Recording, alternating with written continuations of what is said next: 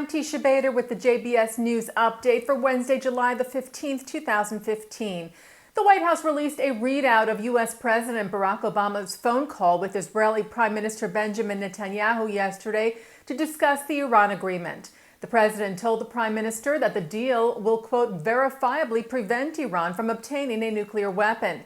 He also reiterated the U.S.'s continued commitment to Israel's security and said that the deal was in the national security interest of both the U.S. and Israel, adding that concerns still remained regarding Iran's support for terrorism and threats against Israel. U.S. Secretary of Defense Ash Carter is visiting Israel next week, something the president said reflects the incredibly high level of security cooperation between the U.S. and Israel. Obama said the visit offers a further opportunity to continue our close consultation on security issues with Israeli counterparts as we remain vigilant in countering the Iranian regime's destabilizing activities in the region.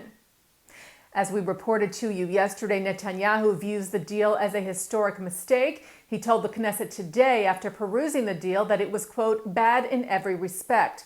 The prime minister had met yesterday with Israeli opposition leader Isaac Herzog about the deal, where the two agreed the deal was bad for Israel. Herzog told Israeli news site Walla that he and Netanyahu will, quote, cooperate when it comes to the security of Israel. The 94-year-old former SS sergeant known as the bookkeeper of Auschwitz has been convicted on 300,000 counts of accessory to murder. The state court in Lüneburg, Germany, sentenced Oskar Groening to 4 years in jail. Groening had testified that he sorted through and collected money and items stolen from prisoners after they arrived at the death camp between May and July of 1944.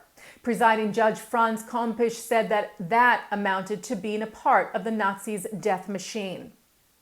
President of the World Jewish Congress, Ronald Lauder, welcomed the verdict. He said there must never be impunity or closure for those who were involved in mass murder and genocide, irrespective of their age. He commended Germany for holding the trial and urged other European countries to continue the quest for justice. An IDF soldier was attacked by a Palestinian in the West Bank today. According to the IDF, the 20-year-old soldier was stabbed in the back by the terrorist while on patrol near the Jewish settlement of Nachliel. The soldier sustained light to moderate injuries and was taken to Tel HaShomer Hospital for treatment. The attacker was arrested. And Israeli authorities cleared for publication today that the terrorist who killed Israeli hiker Danny Gonen last month has been arrested. If you recall, Gonen and a friend were shot at from a Palestinian vehicle in the West Bank on June the 19th. Gonen died of his injuries. 30-year-old Muhammad Abu Shaheen of Kalandia, who is said to be a member of the Fatah organization and receives a salary from the Palestinian Authority, was arrested, as well as 4 other suspects. Abu Shaheen confessed to shooting Gonen as well as several other recent shooting attacks. Veteran interfaith leader Martin Budd has been named chair of the International Jewish Committee on Interreligious Consultations, or IJCIC, which works to maintain and develop Jewish community relations with the Vatican and with other international church bodies.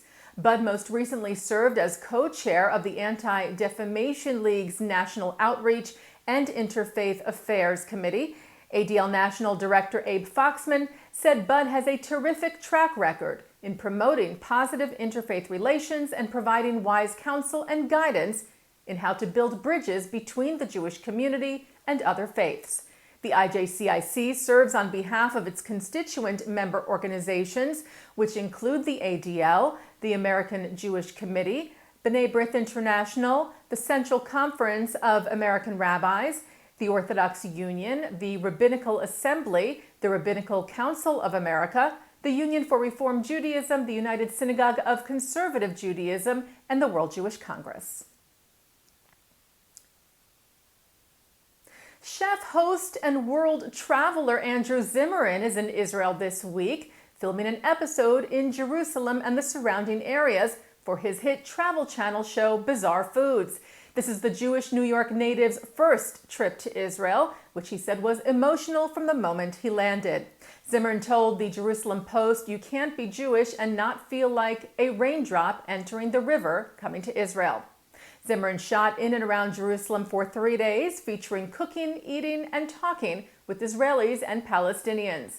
He said he wasn't trying to solve the issues in the region, but rather, he said, my job here is to show the similarities between all the different communities that coexist here and their love of food and hope that maybe in some small way, one or two people find a way to get along a little better. And looking now at our programming for tonight, Wednesday, July the 15th, at 7 o'clock, Holocaust survivor Judith Alter-Coleman tells her story on Witness. At 8, director of the Kopelman Center at the AJC, Stephen Boehm, talks about the relationship between American Jews and the State of Israel. At 9, Mark Golub sits down with one of America's pioneering feminists, Letty Cotton Pogrebin, co-founding editor of Ms. Magazine and author of 10 books, including her latest, Single Jewish Male Seeking Soulmate on L'chaim.